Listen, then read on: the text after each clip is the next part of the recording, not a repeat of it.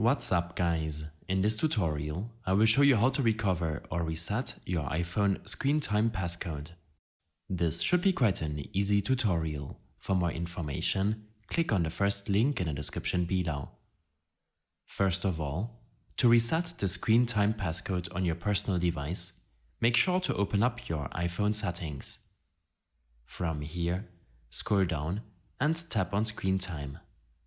Select Change Screen Time Passcode. This will ask you whether you wish to turn off the screen time passcode or to change it. Select Change Screen Time Passcode. Next, select Forgot Passcode. You can then enter your Apple ID and passcode that you use as the screen time passcode, and you can then proceed to reset your passcode from here. In case you're using family sharing to manage a user's account, then the passcode reset options might not be available on the device you are using. You can use the family organizer's device to reset the screen time passcode for other users.